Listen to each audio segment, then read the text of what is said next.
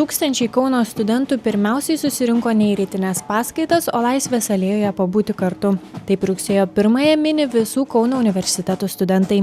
Bandėm parodyti visą Lietuvą, jog Kaunas iš tikrųjų pirmas dalykas yra vieningas, gali visi kartu priiminėti tam tikrus sprendimus ir be abejo gali siekti tam tikrų tikslų, kad šią dieną mes norim pažymėti, kad tai yra mokslo metų pradžia, norim pasakyti, kad vis dėlto galim rodyti, kokia yra stipri akademinė bendruomenė ir vis dėlto Kaune jinai labai yra ir girdima ir vertinama.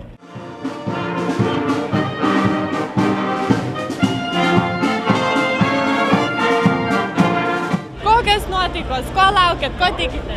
Geros nuotaikos, labai geros. Tikime sunkių mokslo metų, bet bus įdomu. Linksmi mokslo metai nusimato. Superiniai. Tikrai labai geri. Tikėkime, bus linksmi ir naudingi tuo pačiu.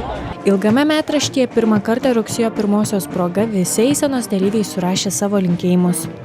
Palinkėjau išminties, kantrybės ir jaunystės ar jaunatviškumo.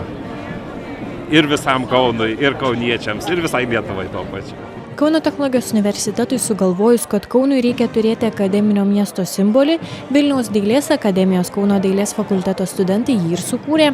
Amžiną studentą įkūnijantis simbolis vedė studentų eiseną, o akademikai neabejoja, kad greitai atsiras ir materialus akademinio Kauno simbolis. Tikimės, kad po metų visuomeniai pritarus, visuomeniai aptarus ir radus tinkamą sprendimą ir tinkamą vietą, toks ženklas, toks simbolis studijuojančiam Kaunui iš tikrųjų atsiras ir jis galės išlikti sakančių apie mus kaip išskirtinę bendruomenę, kurios didelė dalis kitų veiklų arba kitų bendruomenių subyrėjo per laikotarpį, o akademinė bendruomenė iš tikrųjų išaugo, sutvirtėjo ir tikrai verta to, kad būtų pažymėta net ir skulptūriniu akcentu. Eisenoje dalyvavo visų Kauno universitetų studentai.